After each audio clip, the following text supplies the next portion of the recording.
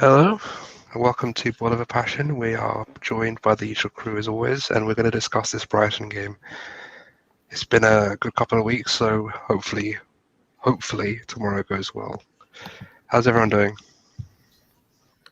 Good, I'm bro. Good. We're doing a little bit of vlog style right now. My laptop's kind of acting up, so we're gonna have like a little bit of vlog. You know, my battery's poo, so we'll see. We moved though. We moved. Good. Jesus Christ. Yeah. Okay. Right. So this Brighton game, how are we feeling about it? Confident as always, but that's nothing new. Apart from Very Man City. confident though.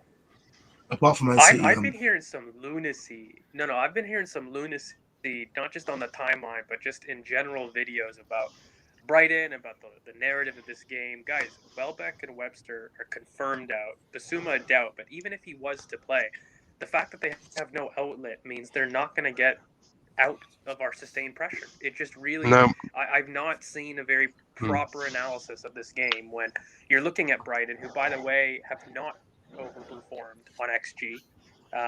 They've been underperforming, and that's because their press has been out of whack ever since they don't have Basuma. And they just have way too many injuries in the middle. And I just don't understand why people aren't confident about us dominating play. And if we were to dominate play, then it really is going to be a quite easy game for me. I kind of wish that they had their full strength 11 so that you could make more of a point about the state of this win. But guys, this is like us and Brentford. They have way too many spine players missing. Mwepo, who's their Basuma backup, is also out. I mean, they put Lallana and Gross in the midfield for Palace. Even if Basuma is back, and you have Thomas Partey to deal with that, you still have Lallana in the pivot. I really don't understand the logic that I'm seeing. They don't have Ben White, who's another defensive leader that they lacked. Their progression from the back is nowhere near the same. And again, they don't have Danny Welbeck, who's their one creative outlet. Their one player that, adds a little bit of, curiosity and, anxiety to a front line. Like, he does press. And, while Neal Maupay does press, who I think he's one of the top pressers in the league, actually, he's just nowhere near the technical quality that's really available. So I really don't understand this narrative whatsoever. I really feel as though it's a very comfortable win, and I'm kind of upset because, like I said, I wanted it to be against their best team so that you could sit there and see and basically claim that we have turned a corner, but I just don't think that we're going to really see that. But yeah, very, very confident. In fact, Brighton haven't kept a clean sheet against us in the recent 8 outings. Like, come on, bro. Like, the narrative that I'm hearing right now that it's going to be anything other than a close game is ridiculous. It's going to be the same thing as Norwich and Burnley, where you basically can confirm the result, bar anything major in injuries or refereeing crazy. It's not something that, I really see in doubt. But I understand the I narrative don't know. because Do you guys feel similarly? Like, am I missing something right here?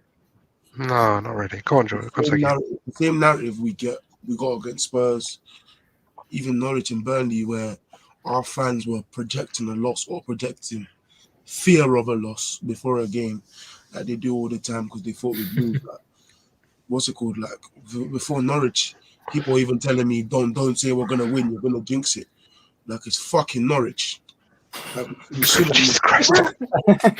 Jesus Christ. Jesus Christ. What is that? And then before Spurs, people were telling me we're going to lose there. Spurs are going to beat us in the Emirates in 10 years. Like, it's just our own fans doing this. But yeah, that's why I think the narrative that we might lose against Brighton is there. And obviously our fans love Potter and love Basuma. Yep. So there's obviously going to be a heightened aspect. Yeah, I think, to be honest, I think George kind of put it well, and so did CK. I think it's going to be quite a straightforward game, really. I still feel like, obviously, we're going to have Granit Xhaka out, so it's going to be a bit different on how we're going to be playing, but I think it's going to be a pretty comfortable game. I think, we'll control the ball a lot, and I think that'll be nice to see away from home as well. So I'm just annoyed that I couldn't actually go to the Brighton game live. Yeah, no. Look, I personally just don't see where Brian can come and get a result. Honestly, I think that people need to, stop with this PTSD thing where they keep on thinking that Brighton has won over us just because of that 2-1 defeat that where Leno got injured, and Emi Martinez had that rush of blood in his head, and he came out of the box, and whatever, Mope scored and whatever.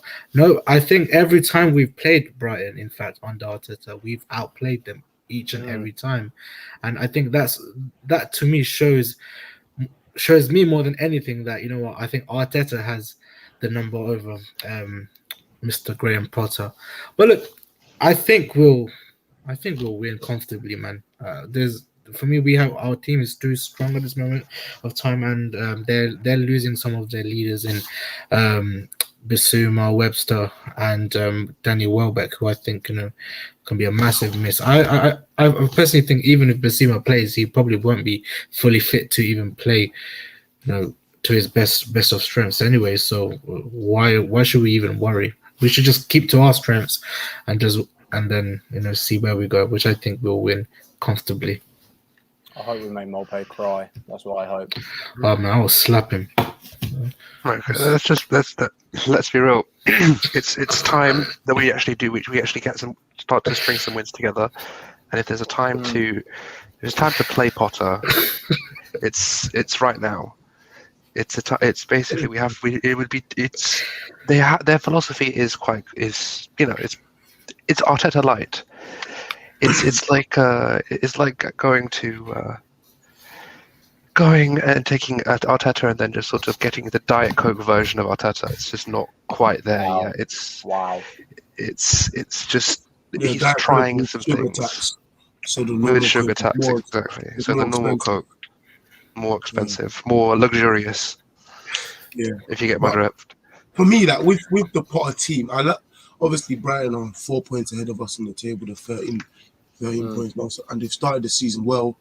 They finished chances more than they did last year, but they really are trying to troll us like last time out against Arsenal, all this stuff when they lost their last 2 games against us 2-0 and 1-0. So they were just showing games from 2-3. Don't sleep on that. So no, man. No. That threw me off my job. It's mid. I think they've got a good team, and do you guys think they're deservedly where they are? Or they haven't played anyone significant apart from Leicester. Leicester's been appalling. Leicester have been better in that game. Yeah, no, they were, but what I'm trying to say is they have not even been. I don't even think Brighton have even been that good this season. Whenever I've seen them play, they've been clinical, but they've not even edged out in XG, which usually they do. Which goes to show, I think there is an underlying weakness of this Brighton team that there has to be exploited, and hopefully tomorrow we actually do that. Yeah, I think we will. Bro, you can stop. I will be talking to you later. This is a discussion we need to have, because this is not okay. Stop this. Stop this foolishness. But as Karen said earlier, I think this is a perfect opportunity for us to actually properly get on the road, because I don't think correct me if I'm wrong, but I don't know if we've won more than 3 games in a row with Arteta in the Premier League. I don't think we have. I think 3 is the max in a row we've won. Check. No, we won our last 5 games of last season. Or did we? Oh shit. Okay. Well, that's wrong. Okay, but we haven't gone on. How's this, boys? Is the audio a little bit better? Because I've been biting my lip. He's back. I'm back. Okay, no, I've been biting my lip because you know what? This is kind of nuts for me. Where I'm looking at the progression. I'm looking at the fact that people haven't really spoke about anything in the game in terms of their analysis. Really, when you're trying to preview this game, all that I've heard is Brighton are X, Y, and Z, and everyone's Graham Potter's lovely, and that lovely Graham Potter was quite low below us, in terms of the league. And when you're talking about consistency, I think Danny Welbeck's a bigger miss than Yves Bissouma. I'll let you know, because especially when you're looking at their press right now and how they play, they're very front-footed in terms of not letting you any time on the ball, and what they thrive on are quick transitions. Now, Webster is very vital for having long switches of play, particularly with no Ben White back. And, Lewis Dunk has a very good partnership with him in terms of offering a time to really go long and do those long switches of play. But now without Webster, without Ben White, how are they supposed to get out? Even if they had Bissouma would be there in order to control transitions, who, by the way, we have a certain Thomas Partey. So I really don't understand kind of the narrative that's going on right now. It's literally Brighton and us with Brentford. That is legitimately the level of depletion of squad that we're talking about right now. And when you're looking at outlets, you're looking at who can they bring on the pitch. People are telling me Trossard is an outlet. No, Trossard is more of a creative interior. He isn't really an outlet. Danny Welbeck is their outlet. And so how are they going to get out? And by the way, this is a Brighton that haven't kept us out in over 8 meetings. So can I see the logic for which there could potentially be an upset against a spine of a team that is severely lacking? It really all points to really one outcome at the end of the day. And I just think that, Brighton, I'm really disappointed because I wanted to use this as a flagship performance, but I really unfortunately just can't do it. I can't really sit there and claim that we really did the best of Brighton because they've lost a good chunk of their team. And, Z, you make a good point. Even if Basuma is coming back, he's not coming back in peak condition. He's not coming back in terms of being able to contribute to the press as much as he can. And so, what makes it really funny, too, is, Brighton, they've underperformed in terms of their XG, and they haven't been clinical this year. So in terms of, missing their most dynamic outlet in Welbeck, they haven't been clinical. They've struggled being clinical. If you can't score goals and we can sustain pressure in terms of our defense and our midfield, I'm really struggling, guys. I don't know. Am I not seeing something? Like, I've literally gone on the timeline and I've seen this is a very good matchup. It's going to be a great marker. No, guys, I really don't understand it. No. Am I missing something? The thing is, like you say, they haven't been creating the same amount of chances like they did last season. It seems like they're just smashing and grabbing the games, and to be fair, that to me is not too deep as well. It is Lallana's too deep. Lallana's too deep. You can't. If you have Lallana in the pivot, what's he gonna do? Well, Lallana's too deep, but Kern, let's analyze this because I think this is Brighton and what happened to us when we don't have our spine. There's a reason Lallana's too deep. It's because they don't have technical security in the back line and they can't pick up the ball from their center backs. They've got, Sanchez, who's an excellent goalkeeper and distributor, but if you lack Ben White and you lack Webster, who are basically flanking Lewis Dunk, okay? Lewis Dunk is not the progressor in this role. He really isn't. He used to leave that to Ben White and to Webster in terms of crossing the ball. So if you can't take the ball out of your goalkeeper, how are you going to work your press? We saw this with Arsenal. And then you add Welbeck being out, who is your one major presser, your one major chaos creator in terms of physicality and technique, who I know we like to make fun of, but Danny Welbeck has a very unique plethora of technique and physicality. He's basically Antonio Light. He really is. Yes. And so when you're looking at his impact of them not having an out ball in that sense, them having to drop their technical players deep, you're going to have a huge gap in the midfield. Like, we've seen this story before as Arsenal. And I just really do not understand why people aren't highlighting it. In fact, I think this is a very easy win, but an annoyingly easy win because I really wanted us to show what we were made of against a Brighton outfit that I think have been very good, but just simply this season haven't been up to scratch. And cheers, Ashwin. Sorry, I had really poor connection. I appreciate the MJ quote. Yeah. I think that Potter's probably going to try to put a number on Arteta by bringing on Lamptey because I think he's fit enough to start now, and I think he might be he might just put Lamptey so that he can be the outlet on the right ahead of Veltman. I wouldn't mind that. I wouldn't mind that because I think it would leave them more susceptible to a counter attack, especially down the left. Especially with no Webster. Yeah, they leave their play, and Webster and Dunk are very good at covering space, which allowed Ben White to go flying. But him gone, Webster and Ben White gone. I don't know who they're going to play. They could even play Veltman centre back because he used to play centre back at Ajax. But even on the XG, they have 8 goals and 6.58 XG, and they've conceded 5 goals and have 7.1 XG against. So they're overperforming XG and underperforming XA. But they haven't necessarily smashed and grabbed all their games, but they smashed and grabbed versus Palace. They didn't deserve a point, and smashed and grabbed versus Spurs. So the two teams, because Palace is, I don't know, let me double check who they play, but I think Palace is the team who put them under the most pressure. And you've seen... No, they did. And that was absolutely because, they don't have Basuma who's there to orchestrate. It's not even so much. They don't have somebody to take it out. It was literally Lallana attempting to do any kind of progression. But, guys, even if Basuma is able to come back in, Emil Smith-Rowe walked him like a dog last time. And it's because, look, I love Basuma. And, but one of the main critiques that I've had of Yves Basuma, and I've said it in the past, is off the ball. He does tend to let runners go beyond him. If you do burst past him with pace, he's very poor running back to goal. So if he's running back towards his own goal, he is quite poor. But if the game is in front of him and he's able to step up and he's able to pressure and he's able to be an anchor, then that's where he dominates. That's the type of player he is.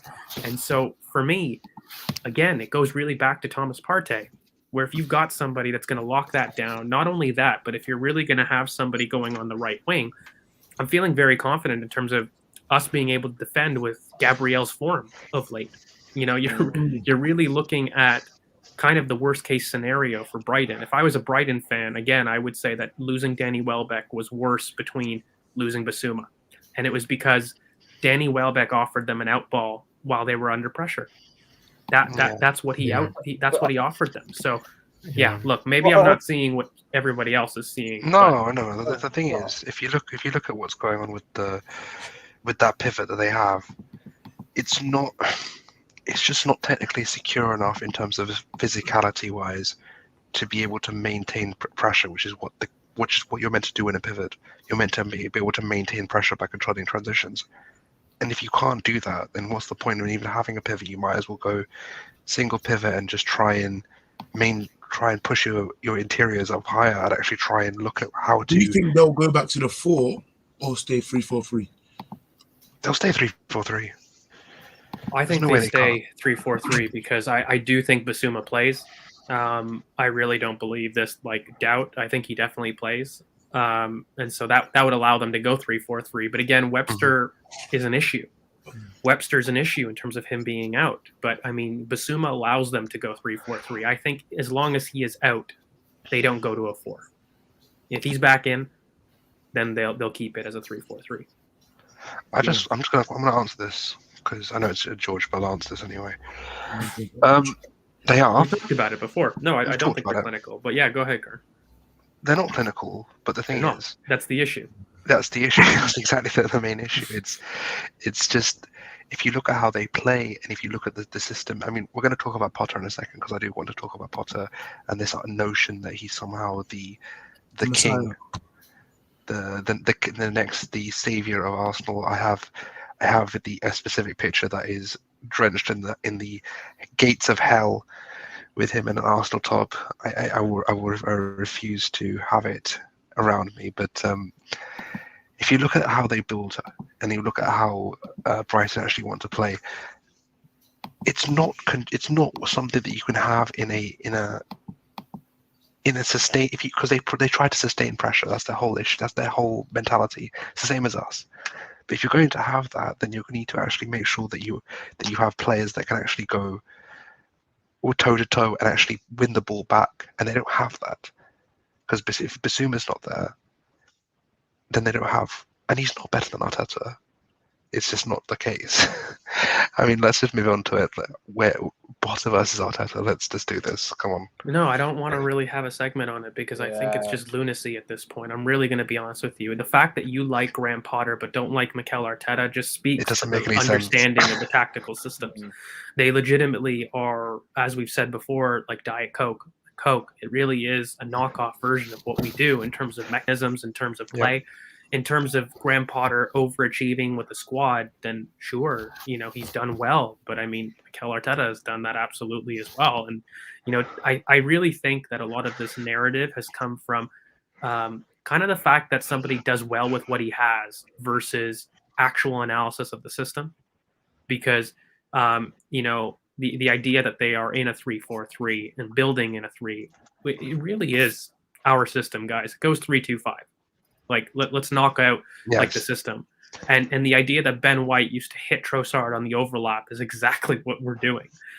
Pretty much bar for bar, and exactly what Louise was instructed to do. Like it's not even close. It's not even like there's might be a slight difference where we opposite wings. No, we legitimately built through the right in the exact same fashion. They even overloaded on the left wing with Welbeck on the left and Cucurella now. Yes. Who's the overlap? You mean Colaccini light? He has not been good. He has not been good. Literally, you're right. It's literally the same 3-2-5 build up. It used to be Ben White. Now it's either Shane Duffy or Webster or Veltman. So it's just worse options. Even the passing networks are similar. Like even the build up, like the actual passing networks are the same. Like I don't understand how you can. I'm telling you, I'm not even trying to be controversial. I'm not trying to. I think it's racismo. I'm telling you right now. There's some kind of English Brexit mentality that is there. It's just they're the same manager. It's just one is slightly better than the other.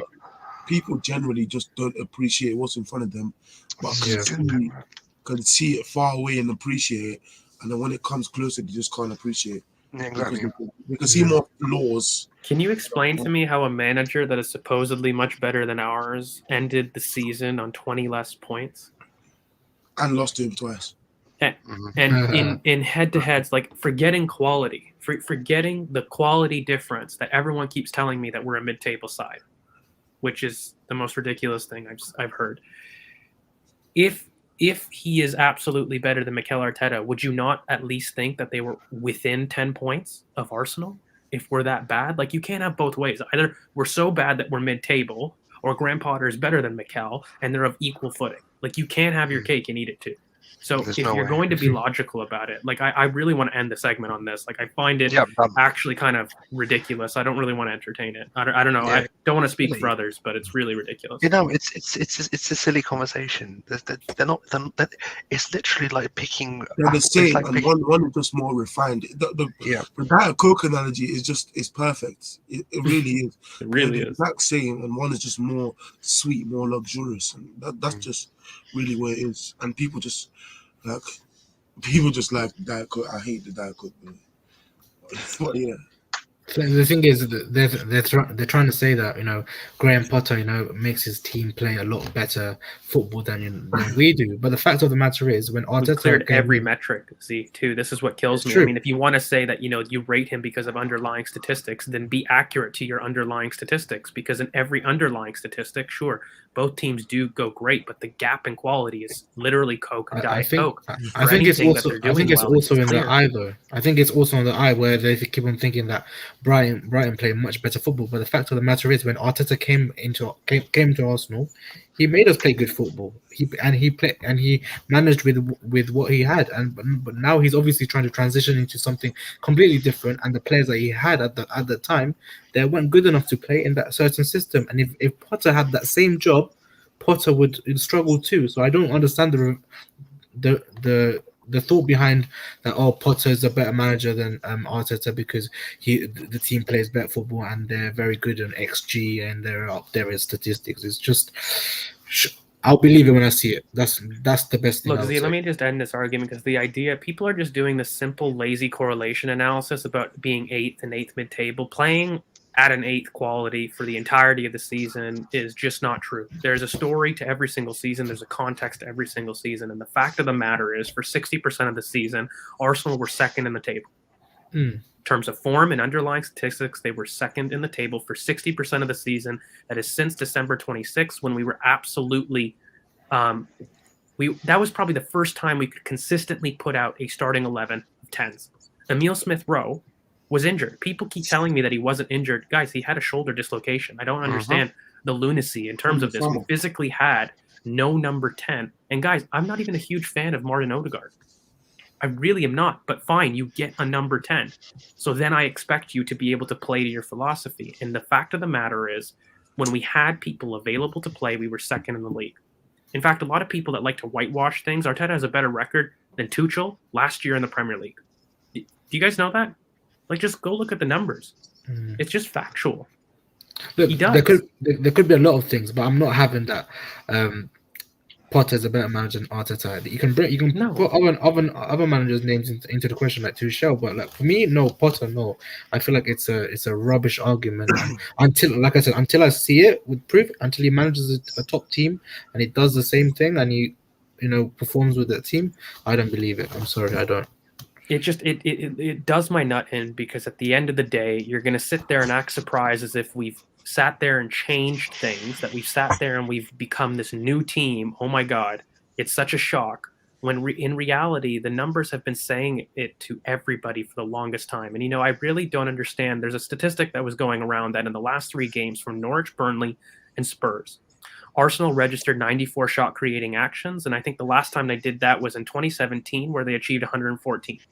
The last 3-game run and span that they achieved anything similar in terms of shot creating actions and creativity, which is absolutely the critique of Mikel Arteta from the past. Okay. It hasn't happened since Wenger. So in the 3 games, sorry to cut you off, but in the 3 games before that, you had 34 only. And so what I'm not understanding, if you're going to sit there and say that there hasn't been an improvement, and by the way, I put another statistic. Sky Sports wrote an article in terms of us having more clearances, more blocks, more interceptions, all season last year compared to last season's form. And of course, there's a sample size. Of course, there's that. But as a PhD student myself, okay, you can absolutely do relative values. Okay, we can compare these things. And the trend towards, if we continue at this pace, if we continue in terms of the trend that we are on pace to absolutely clear pretty much every defensive metric that we had. And by the way, we still had the 3rd best defense in the league last year, all season. Facts. Like, I don't know why people are going to sit there. And the reason I'm so annoyed with the defense in terms of this is I sat there and I hear previews on other big channels that say that Arsenal are vulnerable defensively. I mean, the third best if you were, I hate giving arguments to other people's sides, but the one critique that you can't have of Mikel Arteta's side is that he's vulnerable in transition or that he's vulnerable in the center. The man is very good in terms of coordinating a defense. Now, if you want to talk about frontline balance, I'm with you. If you want to talk about substitutions, not always being spot on, I'm with you. If you want to talk about potentially not being able to come back from being behind, I'm with you. If you want to have valid critiques about a manager, I'm here to hear them because he's not perfect and there aren't things that he can't improve. Okay. Of course. But you cannot sit there, and I'm just tired of the basis that there is such a gap between people on purely narrative. Purely narrative. It has nothing to do with any facts. It's just narrative. That's basically what it is. Look, I think we're going to move on, but I'm just going to do this. Rest of you, take a couple of seconds off. I'll take this. So, okay. So, what I'm going to say to you right now is it's very simple, because the comment here is talking about 8th being mid-table and 8th not being mid-table. Okay. So, do you know what the average duration amount of points between 4th and 8th is? Just normally on a normal season. Okay. You think it's 5 points, 6 points? No, it's 12 points. I think it's 12.4 or something like this. If I can remember correctly, off the top of my head, I can't remember. But we were 6 points off top 4 last season. So if you want to talk about a difference, okay, there's a difference between, of course, frontline balance is a worry, 100%. It is a worry. I mean, it's getting better, but it is still a worry. But no, it's why I cited it as a worry. Yeah, it absolutely still is. But if you're talking about the difference between the top 4 and saying how far we are off, whatever, we were 6 points off top 4 last season. The normal 4th to 8th differential is 12 points. So if you've got half the amount of points, it's not the same as being a mid-table. It's not the same. It's just not the same. It was a very, very topsy-turvy season. A lot of the things where we're going on. It's not something that is an average season. Okay, Chelsea have done something similar. Chelsea before under Conte finished, what was it, 10th? United finished 8th. All big teams have a lapse. We are the only team that has been consistently for 17, 18, 20 years have been top 4. And now we've had a bit of a lapse. And now we're building a team to come back stronger without Europe. So I'm not talking. The reason why I've been saying, and all of us have said a top 4 here, is quite simple. Is because we believe in the team that we have in front of us. We believe in that we have. I mean, apart from Willow. Curran, I think this interaction on Twitter, which I think everyone's maybe a little excited for in terms of what I may have done or may not have done. But there's been several big accounts that have been pushing this narrative about, Arsenal not being very good. And, I don't need to name names, but if you follow me, But essentially, one of the things that really was talked about was when you look at last season, does last season's results matter? Of course they do. Of course they do. I don't think you can whitewash a season. I really don't think that you can sit there and say that there's nothing that you can learn from previous history. That would be stupid. So I would really refrain from really thinking about that. No. But one of the arguments that, a Man United fan had told me was that the context as to why you finish in positions needs to be analyzed. But if things haven't changed, then you can look at last season as a measuring stick to forecast future league positions. Now, I actually didn't disagree with that. I said, well on. It's really ironic, though, because the context that you keep mentioning has, in fact, been changed. A full season of any profile of number 10 is completely different to last season. 3 out of the 5 backline have changed to a different build-up philosophy. That's absolutely massive. And backups to supplement our starting 11 in our 2 key positions of left back and Thomas Partey's substitution, or in the midfield, whatever you want to say, have absolutely happened. And so the context as to how we achieved 8 last season has absolutely changed in this season. So if you're going to whitewash history and use histories of last results and look at one end point, then it's absolutely illogical. And I really don't understand fans that don't want to do it. And now, if you need to wait to see results in the future, I hear it. I'm not sitting there telling you that you're wrong. But if you're going to ignore the green shoots, if you're going to ignore the patterns, because it isn't just 3 games, it isn't just 6 games, it's a trajectory since December 26th, okay? And it's getting a little bit old having to repeat the same thing because this system and the way of playing has been the same. We haven't changed things. We've just been more proactive. We've added a counter press, okay? We've had quicker defenders that are more proactive, resulting in us getting higher up the pitch. But the structure, how we attack, our attacking patterns, they've been the same, guys. That Spurs performance was long in the coming, and we were very cocky, some might say. People called me cocky. It was freaking spot on. So in terms of how I feel to Brighton, look, I just want to get it back because I feel like I'm going on a rant. But fundamentally, for Brighton, this is just a game that I really think it's going to be too bad, in a sense. I really wish they had Basuma. I wish they had Welbeck. I wish they had a starting 11 so that we could sit there and really claim a scalp off a good team, because I do rate Graham Potter as much as I've slammed him. I really do rate him. I think he's a great coach.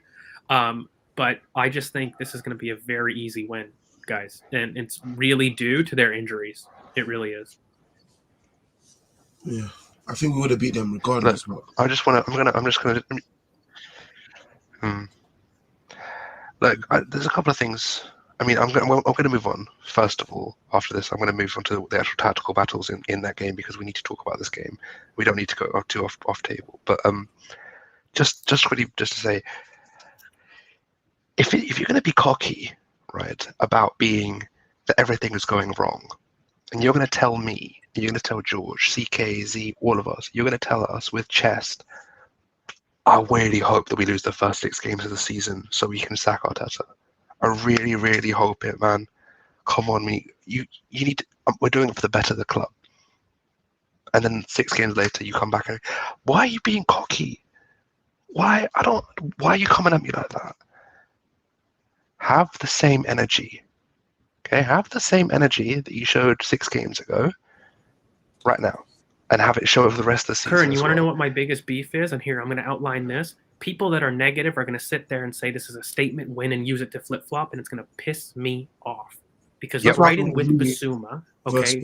Yes, and Brighton with Basuma have been poor against Arsenal consistently. This is not a landmark game. This is one in the process about confirming your position. I hear all that. But this isn't a yardstick to measure Arteta. People are overhyping this game, man. It's just pissing me off.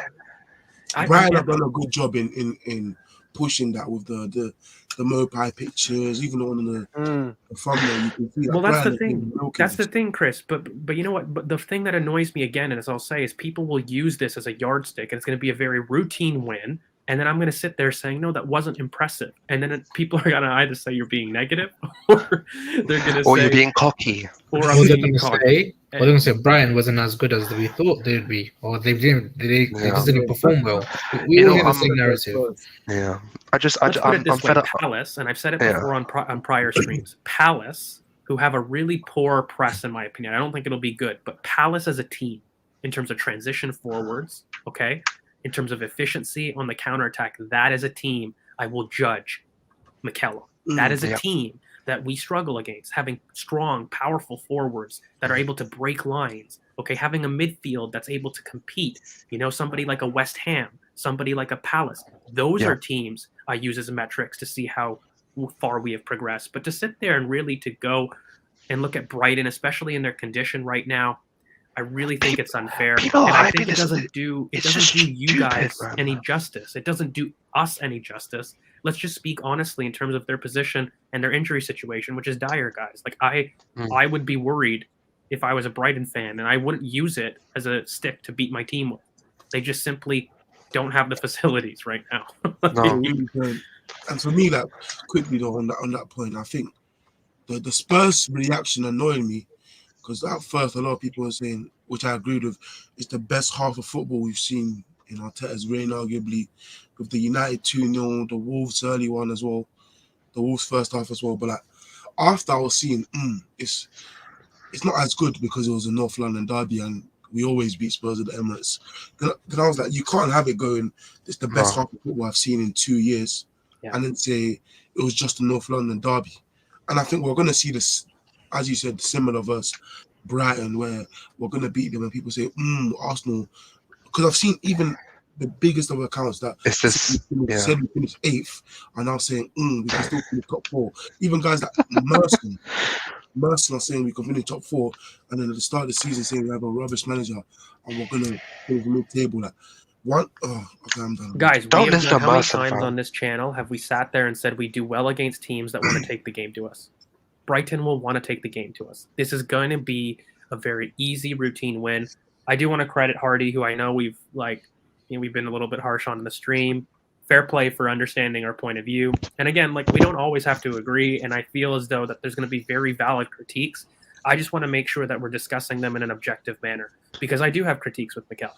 I just don't think some of the ones that the media narrative have done are even remotely close. And we've kind of talked about those critiques, but maybe that's a discussion that we have in the international break about what your litmus test is for Mikel Arteta. And, we definitely are going to do some stuff to really break that down. But I don't think Brighton, and looking at this 4-game run, is really the litmus test for how we turn a corner. Can't be the litmus test, because we beat them last season.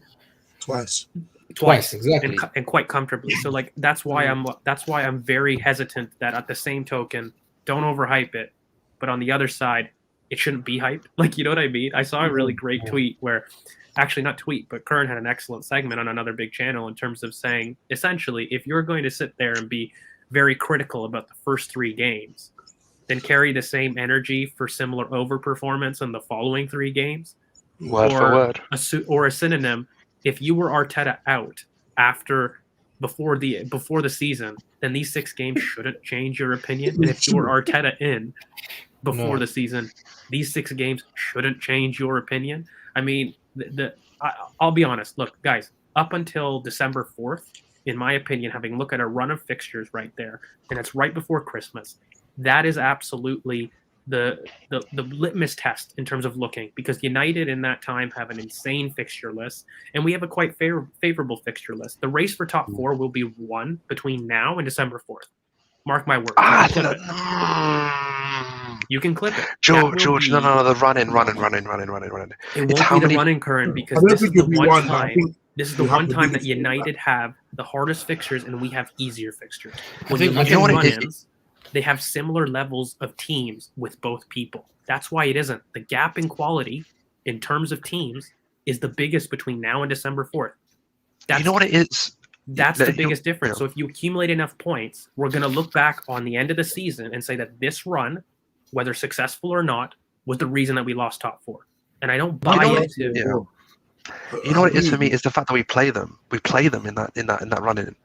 That's like the second last game. Yeah, we do. We do play them, but I don't even use that as a yardstick. We could lose to United, but if we sat there, we accumulated basically 18, 19 points out of 24, then as a top 4 run, excellent. Yeah, of course. When I look at the impact of Granit Xhaka as well, this is the best time to lose that man, because when you look at the number of teams that we are facing, it's essentially Palace that I'm fearful of. But Mhm. other than that, bar, of course, Liverpool, which I don't really have us standing much of a chance on, even with Xhaka. I think that would be a very It would good depend, win. even that game. It would overperformance. depend on energies. It would depend on injuries. 100%. But in order to look at it, these are the group of fixtures that you would want to miss. Not Christmas. If you actually look at our fixture run from basically December 4th to February, it's a lot more up and down in terms of playing a lot more top 10 teams, not just top 6, but top 10 teams. This run that we're facing, there's a plethora of bottom 10 teams traditionally that we are facing, and therefore that's why I make the claim that in order for us to achieve top 4, we need consistency in those games. Because last season, it wasn't the top 10. It wasn't even the top 8. We were actually quite good against good teams. We have a very good record in terms of that. It was our inconsistency in those bottom 8 to 9 games where, by the way, we faced teams we really should have beat. After we beat United last season, there were 8 or 9 games that, it was just loss after loss, and they were against teams we really should be beating. So it's January and February for us. It's January and February for us, because in January and February we have Man City, Spurs, Chelsea, and Liverpool, and then after that, the only one we have left is United. Much, but we've already faced really great teams in terms of away days. Like, we've already got that out of the bat, and it wasn't even like we were going. You don't beat top 4 by beating Manchester City, and I know we use them as yardsticks as fans to look at progress. I think that's the big point. People look at top 6 classes to understand development and progress, but you don't win top 4, and you don't get top 4 by your record. Okay, you can lose top 4 in terms of your performance outside the top 6.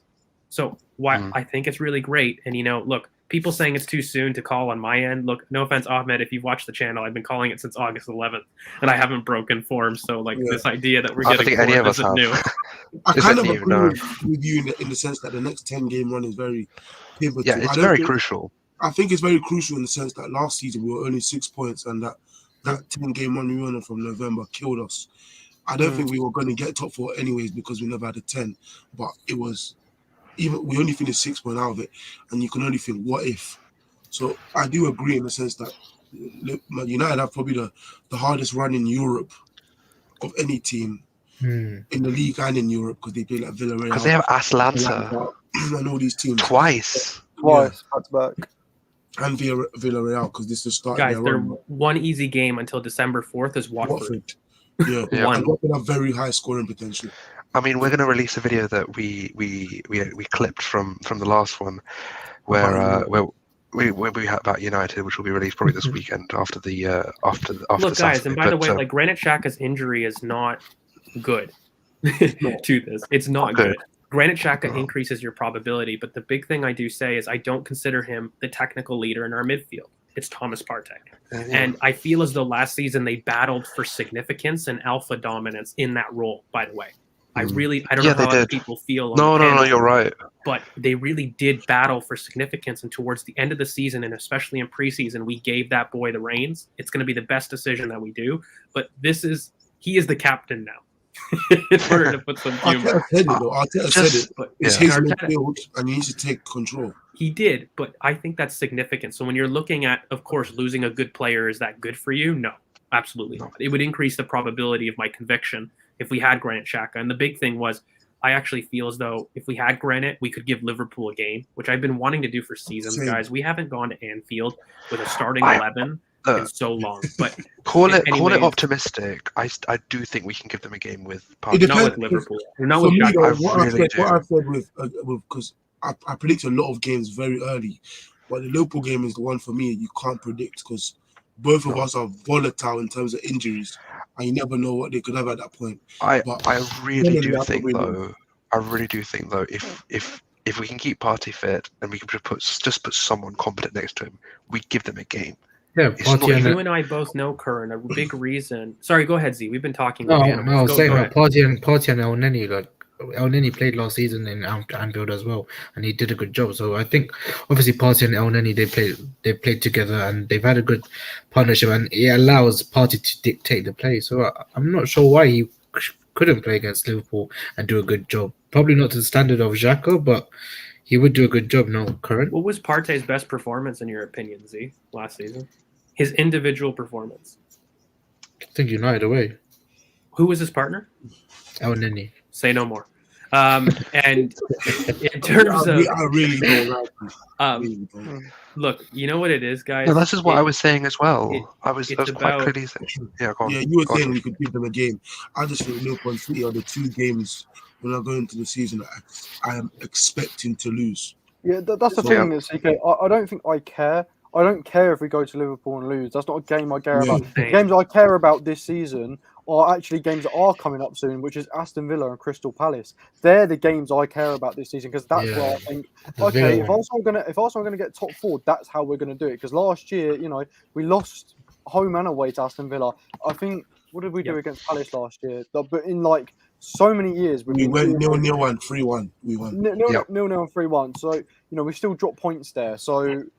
And we've been doing it for years. We've been dropping points to Palace. So if we can turn that around and actually start consistently now getting 6 points from both of them teams, that will get me excited to think, okay, maybe we can go and get top 4 this year. Because I haven't predicted it, but they're the big games for me. They're the kind of yardsticks that actually make me think, okay, we could maybe do it. And you know what, guys? Like at the end of the day, I don't want to keep going. It seems very weird, but it seems after every win, the Arsenal fan base want to go, where are we going? What is our projection about fourth? I think we made a big deal about it this time because I feel as though I'm seeing people switch on the timeline, and that's the reason we're addressing it. Guys, we've been predicting this since August 11th. Just go back. It's all there. I've been predicting since May. He's been predicting third. He's been stuttering a bit in the last, but he predicted third. Chill out. And so, but look, at the end of the day, a big reason for getting top 4 is beating the weaker teams, having a strong home record, ensuring that you maximize win against those outside the top 10. That's how you win top 4. That's how Arsene did it for years. That is how you're going to get your top 4. And I think for me, United did it last year. That's how United did it last year. I agree. And I kind of want to urge fans and everybody at the same token how I'm not going to sit there and say, I told you so in a sense after every win. After every loss, the opposite can't be the case. Let's just see how we do in this run until December 4th. Then I assure you, pre-Christmas, we're going to do a little evaluation. Did we achieve enough in that run to really be confident about our challenge? And I think there's always 2 points in the season that I look at yardsticks. I look at December 4th because I look at how well did we do at basically 1 game a week in a sense before the Christmas break. And then I look at February, March, specifically the middle of March. And that's my next point about us being within 6 points at each of those time points. If you are within 6 points at each of those time points, very much in play. I think if you are even at 8 points by March, it's very much in play. But I feel as though if you have 10 points or even 8 points of a gap, it's very, very difficult. It's hard, to close that gap both before Christmas, but also by February, March. So those are my six and less. I think we're there. It's ideal because then Europe comes into and they play midweek games and stuff. But I think at that point I think we'll be in there, man. Same. I think they'll be in there. You have to win. You have to beat the bottom teams, and then the top. Being the top teams is what wins you the league. That's how City beats. We won't win the league, but I don't think we will. But City beat the top teams and all the smaller teams. United only beat the smaller teams, but well, you know what could be fun though, guys, is like I think we've talked a ton about Arsenal, and I think this is probably a preview for some many BoP spaces that we'll definitely do in the international break to keep you guys good. We'll get hopefully some call-in channels and get people involved. But I think there's one game this weekend that's more important than Arsenal. Maybe we should do our predictions because I think that this City-Liverpool game decides the title. It really could decide the title. Because for me, in order to beat this type of Manchester City, I don't agree with a lot of what some tactical accounts say, but realistically, for them, it takes a lot to beat City in a title race, and you'd have to have another 95-point season or something similar, and you have to beat them. You have to. So this becomes very much a case of that. The year Liverpool went and City ran each other 1 point, the pivotal game was Aguero 2-1 to beat them at the Etihad, and then City went on the 18-game run and won the league. Yeah, it was that game that were done restricted. That's a good point by Hardy, by the way, if you want to bring that up. I will. I actually agree. it's definitely over the course of a season. I would like to see that too. And I think, though, I'm confident in it. The reason I'm confident, I understand why you're hesitant, but I'm confident is because of our back line. In terms of our defensive solidity and transition. That, for me, is why, because I don't feel that we're going to be conceding as often and we're going to cut those basketball type game states. So I know just keep the ball better because we can trust our back line to keep it. Yeah. So I'm going to quickly just make a point before we move on to this question, because I do want to talk about this, obviously, but I'm going to bring this up in a sec. So for me, there's 4 games that we need to get 24 points from. So basically, both 4 teams we need to get 24 points from home and away, at least. So 4 times 6. Think about it. No. I just think. So Leicester, okay, Aston Villa, Spurs, and Manchester United, because these are the teams that we're going to be fighting with for that 4th spot. I don't know. I don't agree, mate. I really think it fundamentally is a teams outside the top points 10. From. Yeah, I know it is. Of course, that is. Points from rivals. You don't need 6. I agree that you need to take points off your rivals. I'm not disputing that point. Well, as many as we need, I think we need to get 20, at least something like that. 18 to 20 points, I would say would be acceptable, because we need to get those points. Pack United. I'm going to say it from now. I think we're going to. I think we're getting 6 points against United this year. I legit do. I think we get 6 points from them. Do you think we'll get 6 points home and away, United? Yeah. I don't know, but this upcoming one, absolutely, we're going to take away. I think away, when you play them in November the 30th, I think we're going to pack them, like, seriously. I'm going to say this now. That's Ollie's last game. I said that too. I said it, but the thing is, I've been saying on Twitter, like, I've been saying, Ollie, please, like, fix up. And Villarreal. I celebrated the Villarreal, fam. I was like, yes, come on. I was like, because this guy's going to keep his job. Same with Brendan. Come on. But yeah, let's go into our lineups. Yeah, I want to talk about this. Oh, simple, guys. We've I talked assume about. we all play the same 11, but Xhaka's gone. So who do you put in next to party? Guys, it's simple for me. Like, I've talked about this to death. I feel as though people continuously misprofile Thomas Partey, and he's not the deepest player. We've said it thousands and thousands of freaking times. So you need a central anchor. He needs his police dog. What does that immediately do? Basically opens El Neni and Lukunga. It does not open Ainsley Maitland-Niles. He's more of a similar profile to Partey in terms of also his pressure and how he's been used. He's been used a lot higher up, even in his cameos this season. So Ainsley won't touch the grass, I can assure you that, unless Partey has an injury. But it'll be between Lukunga and El Neni. Because he likes subbing on Maitland-Niles, man. Because you could as a cameo. I don't care, but like he's not starting as the pair with Partey. I don't think it'll be El Neni. I actually think it'll be El Neni, because Arteta, one criticisms, even if I don't agree, is like he does tend towards experience. So, I mean, I think Lukunga will be fine in this game if he was to play, even though he has some off the ball issues. But yeah, I definitely think that. Why did that take you so long? I don't know, man. My hands always get mixed up with this shit. Is it that way? Would you guys be happy with the team? The lineup. I'd be very happy with. I want to see Lukunga play instead of El Neni personally. This is the lineup. I think it's a good time to play him. I would be upset with Lukunga because of the injuries. It's a good enough team for you to test. If you're going to pick 5 or 6 games that you want Lukunga to play in the Premier League, a depleted Brighton is a good test. You know what I mean? That's literally it. With all the injuries they've got, it should be a really quite an easy game to win. So, but knowing Arteta, he's going to pick El Neni, in my opinion. No, but he loves assurance, so he needs. Bro, I'm telling you, balance, man. I take El Neni. I get if he takes El Neni. This is the only team that will piss everybody off on Twitter. That's what I'm just saying. Because of El Neni. No. What will piss people off more is if he opted to go back to the kind of Burnley fixture where he goes. Yeah, if you change the front line. If he goes Odegaard, Partey, Smith Rowe, and then goes Pepe, Saka. We could do that though. Oh no! I'd be so vexed. I'd be so I vexed. want 5 games of this front line and back line. Everybody in that front 3 was involved in all 3 goals. Like you don't need to change it. If he does Saka left, ESR middle, I'm gonna kill him. I'm gonna I'll be so pissed. Because of what Pepe did last I'll be so season to pissed. Brighton. Yeah, no, he might. you not think he will though? Because Yeah, what he he did might. to Brighton last year, like he exploited them well with Erdegaard, coming inside, and then Pepe actually getting that space For to be able me- to do it. Do you not think that goes through Arteta's head? I don't like to predict what he does because he just changes so much. No, I I'd don't say think so. Chris, we can do it. He absolutely if he does if this. he switches, he has a problem. I think.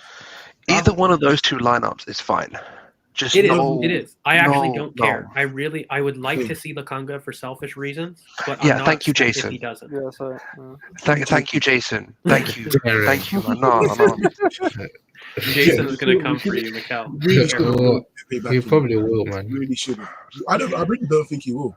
I don't think he will either. I don't think he Bro, will either. look Almost at an how hour, lad. Should we go to predictions? Because I feel like I want like 5-10 minutes on the title Oh, race, yeah. essentially. to be fair, I don't. Yeah, okay. So just Yeah, to go on. reflect the lines on the table, it looks like this. Ah, for God's sake. It looks so good. Shut up. Wait, why is Kern ahead of me? It's Because 4-4, like, it's literally because it's Yeah, one alphabetical less order, game. innit? Yeah, Alphabetical order. One less Alright. game. It's point difference. It's match differential. God. All right. So this Yeah, week, man. we all might just get a point. Like, Bro, if it's 1-0, I'm gonna be wait, so we were annoyed. all 2-0 though, and Karen was like, nah. I can't do it. Yeah. I need to catch up on George. I need to catch up on George. I can't do it. I couldn't do it. Look, If it's If- 2-0, if- Karen, you're done. yeah, if I, bro, We'll if get I that come fourth last, goal sorted for you. We'll get if that I'm fourth- last at the end of it, I'm fine. You miss Mate, don't- 100% of the shots you don't take. Okay, I'm taking this shot. If it Oh. comes good, That's fact. we're good. Bro, after Okay, that if it- forfeit, you may be saying different though, bro. I'll be fine with the forfeit, bro. Just get the. Make it legal. Again, guys, I don't think we really saw any comments. So if you guys do, so it's likely you guys saw the table, but let's make sure put some forfeits. Legal, Yeah, please. we need forfeits for the end of the season. But we Forfeits do for need winner. forfeits for the end of the season. Forfeits for winner at the end of the season Willow, me? yeah. For me, why me? because you're gonna lose. Be clear, bro. The only way you're getting above me is by alphabetical order at the moment. Oh gosh. Oi. I could That's the only put an time- internal bet that I'm gonna finish in Wasn't. Okay. We all know who's gonna win, though, Man. Chris. Right, Chris? I'm already losing a bet, man, with this whole Nah. Buendia ESL stuff. You should. We told you about Ah. EFR this season. He's gonna get scary numbers. Yeah. But yeah, Alright. so Hardy thinks it's gonna be a. Should we 3-0. touch on Man City Liverpool for just a bit?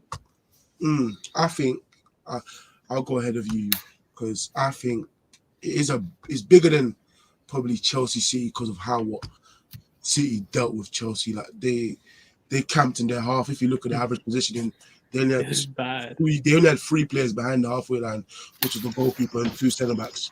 So they literally camped in Chelsea's half and dominated them. But I think Liverpool will therefore be more combative and probably score because their games are generally great games to watch, home or away, for either team. I think City should win, but I think Liverpool. I have a What's feeling everyone's, Liverpool will. what's everyone's prediction? I'm going 2-1 Liverpool. So actually, I'm doing the opposite, and I don't really have logic for once. I'm just doing intuition. I think it's 2-1 City. I think they have an awful Anfield record. I think everything's against them in terms of what type of team. Liverpool are like the most dangerous team, bar Manchester United, ironically, for City and their type of positional play to face. Like that's what really undoes them. Fast, pacey forwards, with engine in the middle. That's really what, is what makes Liverpool such a good matchup. But I don't know, guys, there's something in me. I've said from the start, City are going to run away with the league title. And I think that in order for them to do that, they need to beat Liverpool. And I think they smash this Anfield curse in a sense, which, by the way, isn't as bad as what people make out. They absolutely. No one has a good record there, though. No, but No. it's that, Chris, but also like in the league. Like they're not that bad in the league. If you include all comps, then it gets a little hairy. But yeah. So in order to do that, I think that City, they lay a marker, mate. Like they beat Chelsea and then they beat Liverpool, and everyone's like, "Oh shit!" Well, they won the league. I literally think the league's decided this weekend. I think it's going to be 2-1 either way, though. I think Yes. it's not going to be I think it's going to be tight but exciting game because Do you think I it's don't- exciting? I think it's totally the opposite. That it's boring. Yeah, I as think it's shit. a ball fest. I think it's I gonna be. don't. I'm calling a draw. Because we Really? well, not me. I didn't think I predicted 1-0 Jesus City domination, but I don't think it's going to be boring. I just think it's going to be both teams are going to play good football, but not get like a big scoring game. I just think I it's going think to it's be gonna be 2-1 either 0-0. way, 2-1 either way, Uh, or someone's gonna. It's going to be a good 1-0 game of one. football, to be honest. I think, Tactically, it's going to be a beautiful game to watch, though. right, let me just quickly do this quickly, because with this, How many it's- centre backs have looked stinky versus Tony? By the way, Mm. they killed Ben White for it. They Mm, killed Ben White and they Matip did. and Van Dijk looked horrific versus Tony. So, Yeah. like, what are you just about Ben White now? quickly though, ACL injuries are on a very individual basis. You don't have. There is obviously timelines that you need, but things like ACLs, it's very unpredictable because of the laxity in that joint.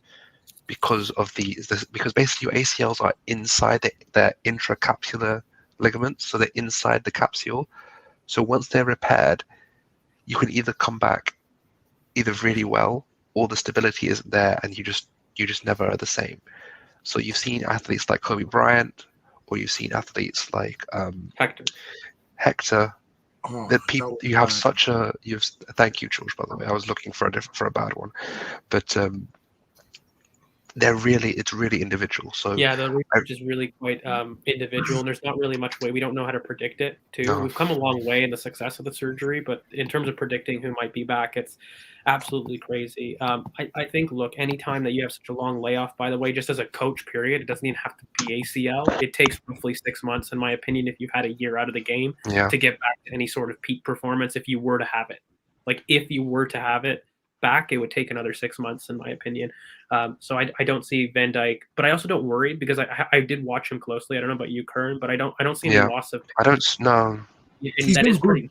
Apart from the Brentford game, It's been judgment though, Chris. Right? Like Yeah. it's been. Yeah. It hasn't been. I haven't been able to get to this man quickly. It's been judgment about when to run, and that comes with game. Yeah, mental. So yeah. Yeah. So I still think 0-0 for me. I don't think Nil this is draw. a goal fest. I really do think this is personally. I mean, there are specific games that I do think would be interesting. I think Man United drop a stinker against Everton. Shock. When haven't they? If you don't give them space, they're dropping the But And the space. fact- also the Rafa fact- Benitez. You think Yeah. he's not going to get them up for that? Come on. No. When you don't give them space, they have a stinker. That's why. What's his name? Always Leeds manager. Anyways, Leeds. They always give him stupid space, and he always Bielsa. That's it. Can't believe I forgot his name. They always give him a lot of space, and he kills them for it. But Ollie's come out and Ollie's looking like a villain with the manageable stuff with Van der Beek this week. He's like, I've been on the bench for long. So to be on a big team like this, you have to get used to being on the bench. But you know what, guys? Maybe like in the end, in terms of, why don't you guys leave some questions? Because like I said, we're going to try to do a couple of BoP spaces in the international break, right? Mhm. And maybe why don't you guys leave some questions down if you have some topics that you want us to discuss? Like we always have stuff to say, and like we always have stuff. But maybe if there's something that you guys want to, yeah, I talk like you know what, but just leave some comments in terms of what you maybe want to talk about and touch on for sure. You know, we can get personal if you want, but like I think there's a Mikel discussion that will 100% happen.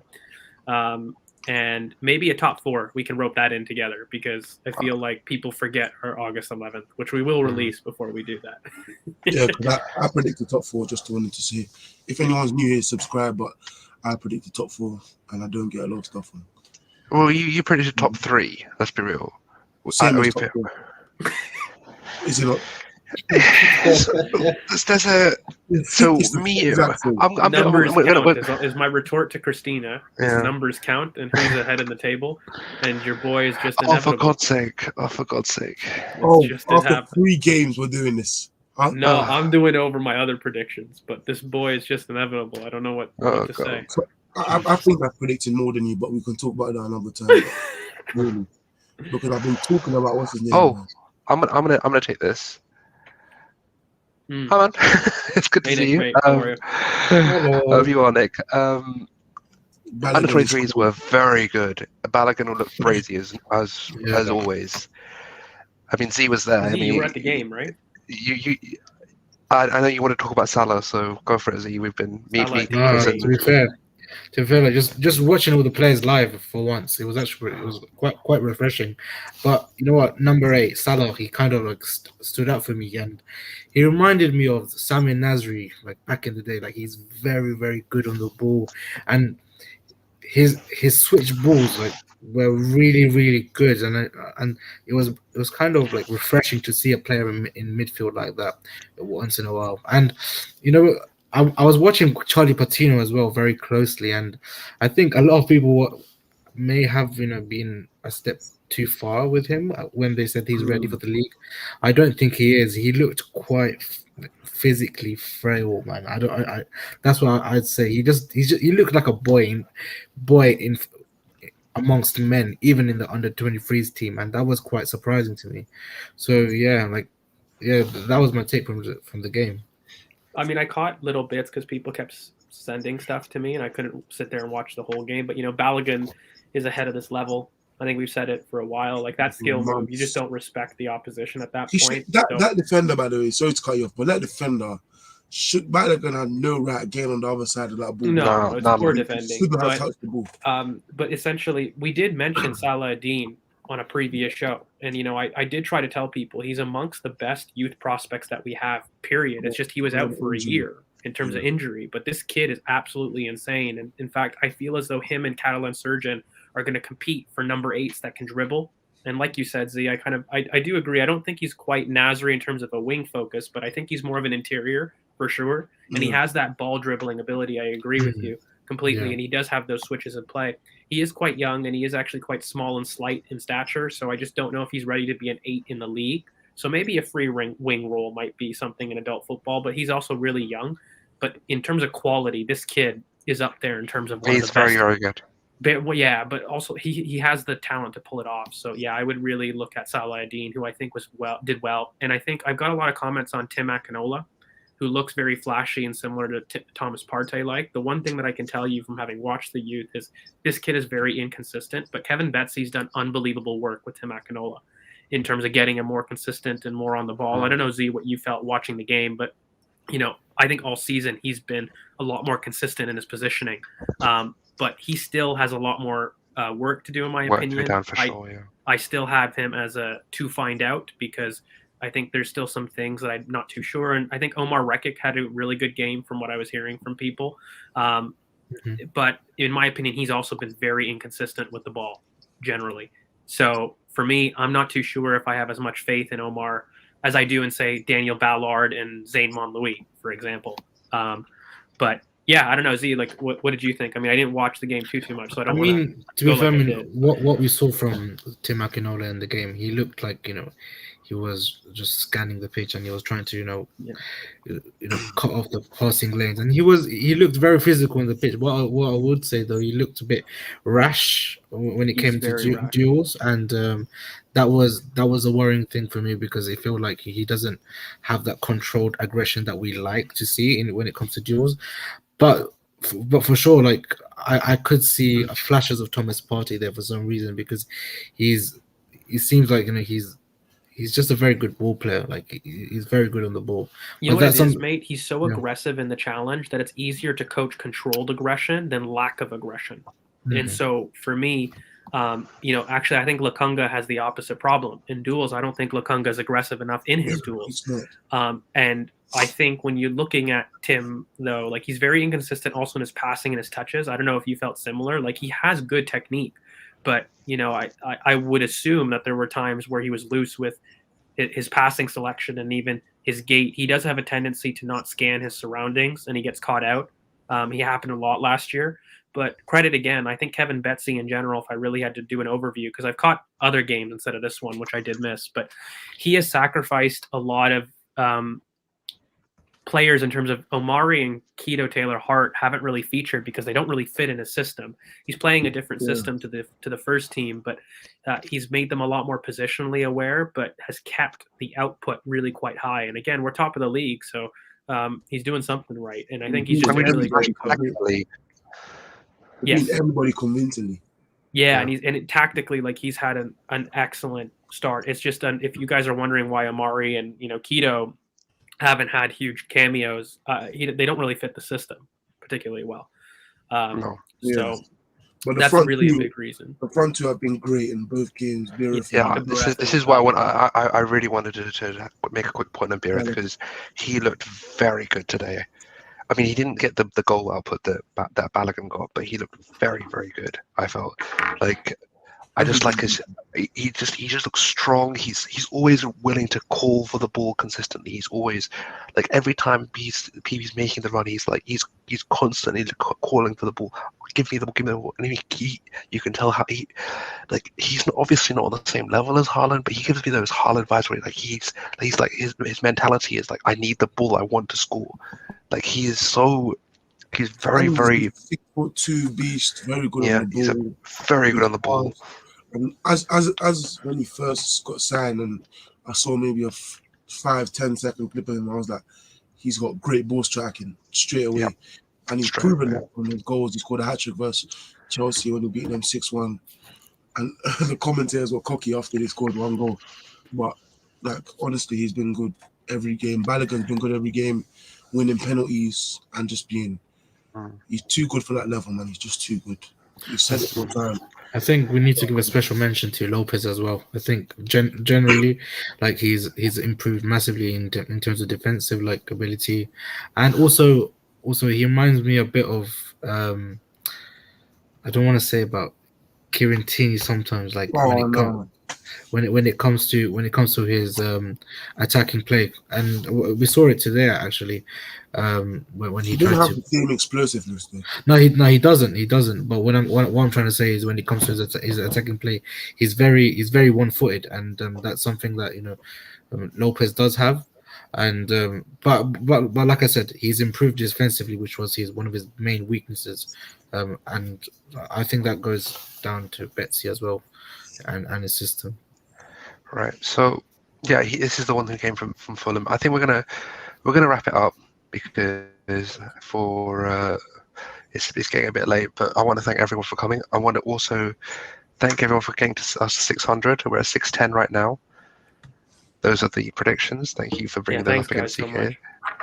Yeah, we're going to keep going. We're going to get to 700, 800, and eventually 1K, but we're going to keep going and we're going to keep moving. We're going to do BoP spaces as well with all of us at some point during the international break, which should be, I think, fascinating because I've noticed some of the questions here, like this one here, this one here. There's lots of different questions I've seen throughout the stream. So thank you guys for contributing. Also, I don't know when we'll be able to get it up, CK, but we're going to be we have a clip, a long clip video from it'll be this weekend. The United clip where I called them fugazi for a reason. I think they're going to finish 5th. You can keep quoting me on it. It's going to come. So, Ollie in. That says Ollie in, Nuno in, Rogers in, Arteta in. Yeah. We're not firing any managers. It's basically the takeaway from this channel. Want everybody in the league to stay. Managers in. Managers Potter in. Like I'm gonna keep all of them in. But at this moment, we're gonna smash Palace. We're gonna smash Brighton. But for now, my name's Karen. This is Ball of a Passion, and I will see you late on the next one. Peace, guys.